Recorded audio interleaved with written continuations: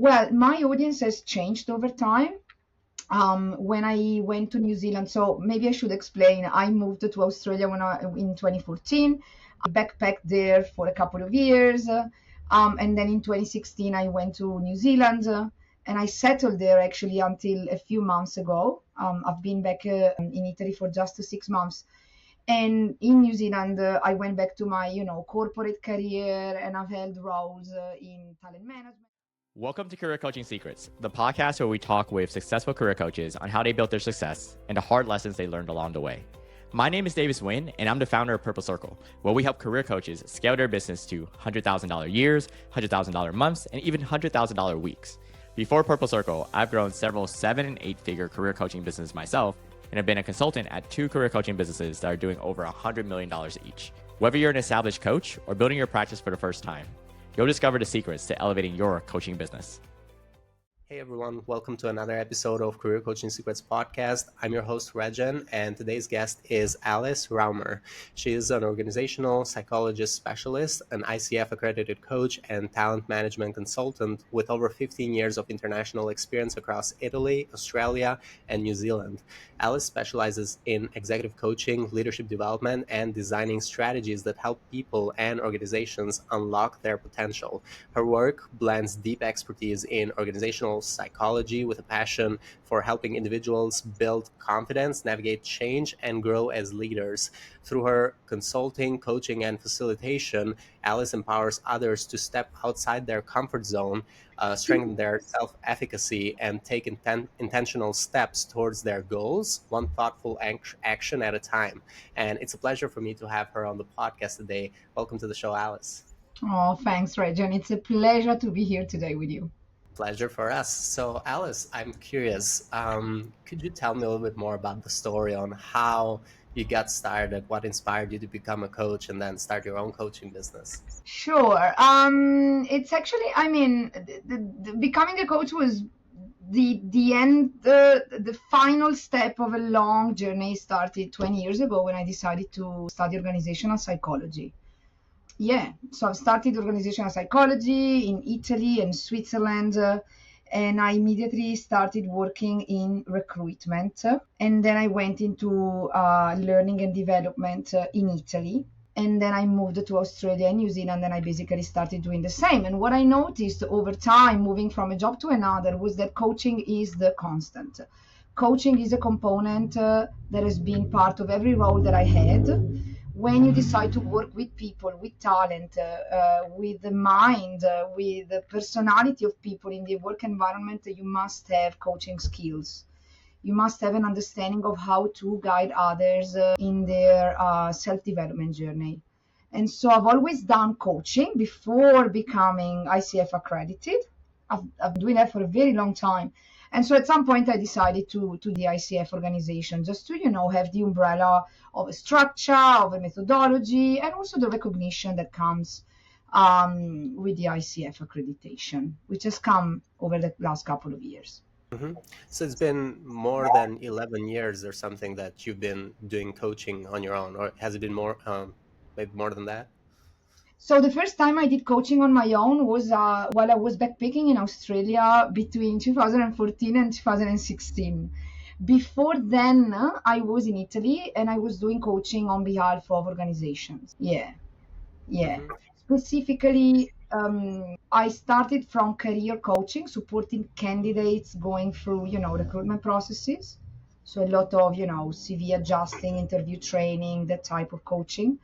And then I switched to, and this is a very big market in Italy, very big audience, and it's grown over time, with people who lose their job or they need to upskill or reskill. And so they do organizations, which in Italian we call enti, okay?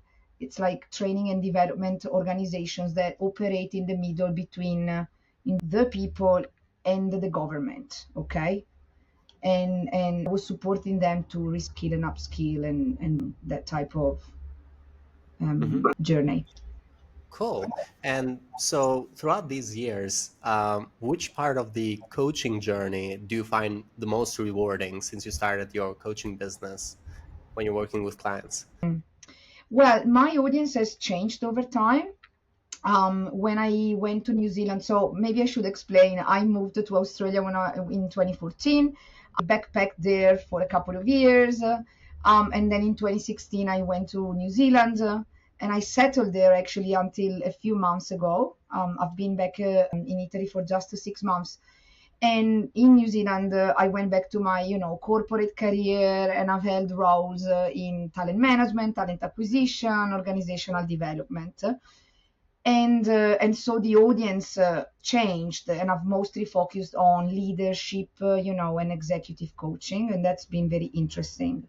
But I think the common denominator is really to be in the development of it's really awesome. It's mind blowing to see people really connecting the dots on their inner experience and how that shows in behaviors, the situations that go beyond their career and their professional life. It's really Absolutely. amazing to see how we are waking finally up to the fact that people show up as they are, regardless of where they are and the time of the day. That is very interesting. And I've had this conversation also with other coaches that the real big changes or the meaningful changes within someone's identity start with self-awareness and being able to be aware of who you are and like your role in this world. And like once you have some awareness of like even your behavioral actions or how you even present yourself whenever you are at your work or at home, and how that just being aware of that could actually make an impact in someone's identity and making a shift. Is when you mentioned you work with leaders, and we mentioned this on the intro as well. Is there a specific industry or demographic that you typically find yourself working most of the time, or is it mostly like broad and is not specific to any? Okay, good question. I've actually had very broad audience. Like when it comes to leadership, obviously, and executives, the age is usually, but this is above 50. And now what I've observed over the past couple of years is that people who are younger and are just aspiring leaders, not already leaders and well defined, they look for coaches to enhance their career progression. I think that until a few years back, what happened was that companies would decide to invest on a small group of people, usually the leadership team, paying coaches, very expensive journeys to get them to develop those leadership skills. What's happening now is two other options. Organizations have realized that it's better to invest on people when they are lower at the earlier stage of their development, because they need to get to the executive role already ready to lead. Okay, Mhm. much easier to develop someone. Sadly, it's much easier to develop younger people who have less consolidated ways of doing things. And second option is that people have realized that they can't just, like, market has become very complex, very competitive. And so just staying there and waiting for the company to invest on you is not enough anymore. And people who are really ambitious and driven and they want to grow and they want to make it, they want to stand out, they really decide to get coaches by themselves. And so now I have very young clients. I've had a few clients who are at their first job and they already call me as a coach. And they have benefited really greatly. Like, you see their growth goes very quick, very fast. And working with these clients, what does it like? So where I typically focus, we did talk about self-awareness, but is there any other aspects about your coaching program that you'd like to share? Maybe also we get to have some of your audience listen and uh, would like to learn how you do that. Oh, well, obviously, yeah, when you said before, like, self-awareness, the word that comes to mind more than self-awareness is emotional intelligence and emotional maturity. And I think people listening, whether they're leaders, professional, or coaches, may agree with me that now we have moved really towards a model where people need to be emotionally mature to be able to lead, to be able to be present, to be able to collaborate, and to produce high quality outcomes. So the goal is not to achieve self-awareness, is to increase self-awareness so that the person achieves a good level of emotional maturity.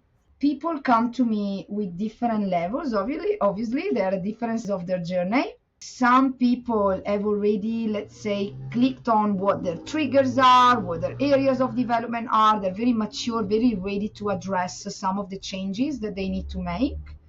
Some other people come to me with things that are a bit less. I like to think people like onions, okay, when I describe the journey. When you're talking about coaching, as opposed also to psychotherapy, for example, there's a huge conversation happening around, where does coaching end and where does counseling or therapy start? And I agree with those who say that we need to maintain a distinction, but we, as coaches, we need to be aware of the depth. Okay. So some people will come to me saying, I have a problem with delegation. I can't delegate, or I have some issues with managing people downward. So my team doesn't trust me. Okay. And they want to work on very specific aspects that look like superficial, like on the surface of things. But the reality is that those aspects always connect to something, related to their personality and triggers and maybe unaddressed, unresolved trauma even. And that's when it comes to the maturity of the coach to understand where really the problem is and am I the right person to solve it? And at what level do I need to stay to be helpful to you? And so as a coach, I may recognize that the issue goes way deeper. For example, when it comes to perfectionism or procrastination, or any type of issue with setting and achieving goals, we go down to self-efficacy and self-worth and self-esteem and so forth, which are very, very complex things to tackle. But as a coach, I choose to stay action-oriented, and to stay in the place with my clients who can really attain tangible outcomes. Okay, so that's what usually happens. What do you think, Rexhen? Well, I do like what you said when it comes to the distinction between coaching and a counselor. It's like how I see it. I'm not a coach myself, but how I see it is, from what I've learned from these interviews, is that a lot of coaches make sure not to just give advice, but to make sure that they can unlock that thought from within the person. So you don't tell someone you have to do this. You actually have to work on these issues internally. So there's an advisor and a coach is the distinction that I see. Or there's a difference between a therapist, which just tells you what to do, and a coach, which is trying to unlock that potential in you, or try to trigger that in you within internally, without having to say that you need to do this. May I add? Yeah, because if a therapist is listening to this, may disagree with the fact that therapists tell you what to do. It's actually quite unusual, in my knowledge, that a therapist tells you what to do. A therapist is there to contain you and to go on the with their patients, to teach the patient to accept every part of themselves. And I think that in this aspect, coaching and therapy are very similar. That's why when you go through a coaching training, you are taught, similarly to psychotherapy and counseling, you are taught to never impose your view or never tell them what to do. Because obviously when it comes to change and growth and self-development, it needs to within, it needs to follow the pace of the client, right? What I think therapy and coaching need to keep doing differently is that therapy looks at the past. Therapy goes to look at the root cause, and to processing and elaborating what the trauma has been, the scar, the scar, okay? While coaching is action oriented, it's future oriented. Coaching looks at what can I do today? To the present moment, and what type of strategies, coping mechanisms, new tools I need, new knowledge I can put into place to behave differently. So they operate on different levels, and that's why I talk about an onion. If you like, the psychotherapist goes down to the core, okay, where the vulnerable core self sits, And the coach needs to stay more on the surface and on what the is, yeah, the present day. Thank you. Thank you for helping me with that distinction. Obviously, you do have some extra knowledge within this, given also your organizational psychologist knowledge that comes into this and how that helps out. So I wanted to ask you from like a business question, in terms of marketing, where do you find your clients now? Thinking of this right now, located in Italy, you mentioned that you also have clients within Australia and New Zealand. What marketing channel is working best for you? Well, obviously, I've been back for 6 months and I've spent my first 3 months traveling and just eating anything and everything that I could see and grab. After 11 years not being in Italy, that was my priority number one. But I've started working with, I mostly do at the moment career coaching, and I facilitate webinars in the space of well-being, leadership, and change.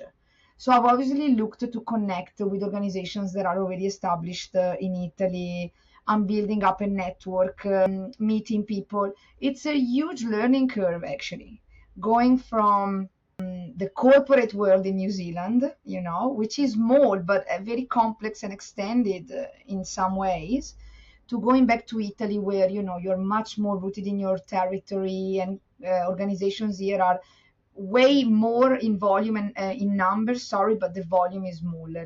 Italy is built on small, medium-sized businesses. So at the moment, my clients are obviously referred to me from the organizations I'm signing up with, and also a bit of word of mouth, but it will take time. I work with some Italian clients, and we will see how that goes over time.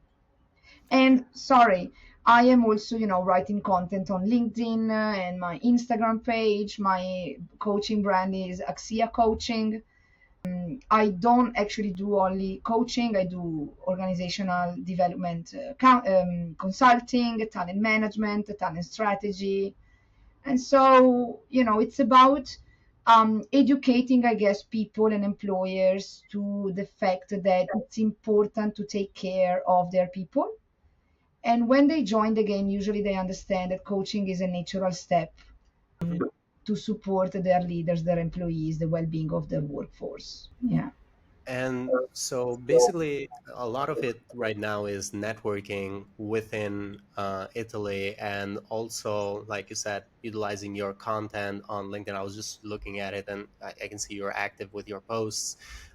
But how do you go by? Are you following, like, are you going to like live events that are happening within Italy, like conferences within the city, or how do you get in front of these companies and get into a partnership? At the moment, I haven't joined any conference yet, simply because of the time. I've been lucky enough. Initially, I wanted to test myself on working fully remote, which I have never done before. I love the idea of keeping doing what I did in New Zealand. New Zealand has a very flexible working culture, hybrid, whereas Italy is more conservative and more like, oh, you have to come in. And so I've been testing the waters as to see what type of life can I create for myself, my professional life. And I was lucky enough to be able to join an organization, Serenis Health, obviously as a collaborator, and I work completely remotely for them. So, I run webinars for them. I have leaders or employees from normally they're large organizations, joining in, and I run webinars from this very room from which I'm talking with you today. I have also recently rejoined the company for which I used to work 11 years ago. I used to be the internal, organizational development consultant and coach, and now I've joined as a collaborator again in a career. I've taken up a class of 8. So I've started recently to assist with 8 people for career coaching and development. In time, I will also attend the conferences and stuff. And also, it's interesting to note, I want to mention this, my network in New Zealand has been unbelievably helpful. Some of the companies and the people I used to work with in New Zealand are actually have global network, and they have put me in touch with other people in Europe and in Italy, and I'm slowly expanding my network. Tomorrow I'm actually talking with a disk flow like provider. We're having a call from Dubai, talking about, can we use disk in Europe? Can I join your network here? I used to work with a license provider in New Zealand, Megan, amazing facilitator and professional. And yeah, so it's just great to see how people really happy to, put me in touch with others and just stay connected. That's amazing. And I was thinking about it since you mentioned it there. It is definitely not an easy time zone to work from Italy, right? If you're managing clients from there, It's it's a all, tough one. yeah, early morning, late night. Yeah. Yeah. At the moment, it's quite lucky. Like they are 10 hours ahead, which means 9 a.m. for me, it's 7 p.m. for them. So that's actually pretty good. Yeah. Okay, cool. I wanted to talk about your goals as well. So, what goals do you have in mind for the next 1 to 3 years with your coaching business? How do you see the future within Italy? Wow, this is the question. Well, I have to tell you, Regen, I'm very aware of the complexity and the pace of change that we are going through. I don't think it's gonna change. So, for example, I don't think like a span of 3 years is even realistic. I'm really trying, and obviously for me, this is a year of high uncertainty. So my short-term goal is just to stay grounded as I go through so much change. Going back to my hometown, going back to my home country after 11 years, I'm a completely different person, but lots of moving pieces. Building a self-employed career, coming from corporate. So the goal is not just, it's a very ambitious goal actually. It's not just career-wise, coaching-wise, I've come back to build the life that I know I want. And so coaching is just a component. My career is just a component.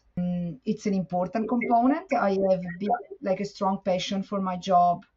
It aligns to many of my core values and my personality. But I think that, good to have balance. And I'm going to reestablish this year. I really be able to thrive on coaching, on organizational development consulting, helping people and companies to just find purpose and fulfillment in their job. And this is the real challenge, especially considering AI. I'm a big, big fan of AI. I think it's here to help, but we really need to provide support to people and understand the technology better and understand what type of change is coming and it's happening around us, because it's really disruptive. And a lot of people will struggle to stay either ahead of the curve or to keep up with the pace. Yeah. Yeah. It has been an issue that I've also before in this podcast when it comes to AI and how worried some of the coaches are, because obviously you can train it to be a coach for you, but it's never going to do that human interaction that you have from someone like speaking like we're talking right now. It cannot do that yet. And hopefully it will not be able to do that. But the other thing is, like, you have your knowledge and experience that the AI doesn't have. And you're also working real time with clients, so you get to learn real time on what's working with these clients. So you're also up to date. And I feel like that is like the advantage right now towards AI that is not possible that AI cannot do. It cannot do the human interaction. It cannot do real time learning with your clients. So it's only data that you have because you have your clients. So yeah, that's where I see it. This is interesting. Spoiler alert, I don't have a defined opinion about it. This is really in a constant evolution. Yesterday, I had a chat with her and I asked her, because to me it's a female, because chat in Italian is a female, gender. And I asked her, how come are you so good at giving me advice on emotions? Because I'm trying. Or are you a female or a male? What do you think? And that has actually become way better. I remember attending a webinar by Deloitte a few months back, and they were saying that they were testing, AI to provide coaching services.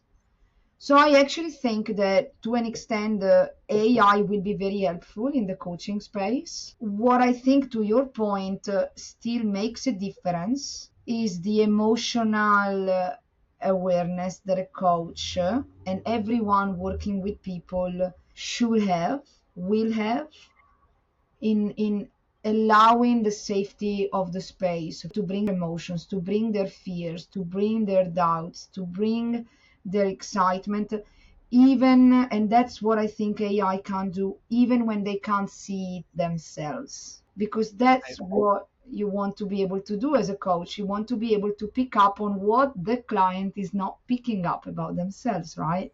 So that Yeah, they can get them on the journey. and AI would not be able to read that. Absolutely. No, because at the moment AI only knows what you know, what you tell them. Yeah, Yeah, cannot read behind lines. So no, yeah, cannot interesting. interpret, cannot connect dots that are not there. Whereas as humans, we're used to make the connections on different levels, and as trained coach and with a background in organizational psychology, I can say, okay, this person is coming here with this issue, with these emotions, with this narrative, with this interpretation of reality. How can I support these? Where are we at with the journey? Where are they really going? What do they really need? Because it's not always that easy. Then people are not clear about what they need, what they want. Otherwise I wouldn't get, to a. Absolutely. That is a very good point that you bring out. So thanks for sharing that. I also wanted to ask you, in terms of challenges right now, what is a challenge within your coaching business that you're trying to solve for next? I'm assuming one of the challenges would be to kind of like further expand your network within Italy. But what could be another challenge that I'm not seeing? Well, thanks for this question, because it allows me to touch on a point that I really care about. Because I'll be honest with you, Rajan, expanding my network, of course. People, please check my page out, look me up, contact me if you think I can be helpful to you. But what I'm observing, and this is one of the reasons why I've also decided to come back home, is that there's a different maturity in Italy around these topics. New Zealand, therefore, as far as it is, as small as it is, and so forth, is way ahead of the game in terms of the understanding of concepts like emotional maturity, therapy, coaching, talent development. In Italy, I hear a lot of conversations. I hear a lot of readiness in terms of, hey, we do things differently. Hey, we need to change the way we do business. We need to change the way we do talent, but there's no action taken yet. The water is boiling, but it hasn't reached the point yet where we are ready to action. And so for me, the challenge is really, as I said earlier, to educate. And I'm happy to do it because I love to talk about these, even in very informal settings. I see people wanting, eager to touch on personality topics, relationships, interpersonal dynamics. But there's a lot of, allow me the word, ignorance. And it's not in a negative acception. It's like we don't know what we don't know. There's not, we need to more. We need to make these topics and knowledge available to more people. Yeah. Does it make sense? Yeah, it makes a lot of sense. So, yeah, it is actually quite an ambitious goal to make like a big, like even when you think about it, it's a cultural shift in order to be able to think about these topics. And I feel like it is already slowly entering within Europe, and there's more coaches that are coming up. So I feel like that is slowly going to get inside Europe as well. So and I'm glad for people like you that are coming in to make that change. So yeah, is there any like final advice you'd like to give to other coaches who are looking to scale their impact? Absolutely. I think my first advice, and it's a good reminder for myself, it's to, well, first of all, do the work for yourself. Make sure that you are always in a good place to be able to support others. So start from yourself. And second, well, it's not second, that includes always getting a coach yourself. Get someone with whom you can, bounce ideas, elaborate whatever is going on.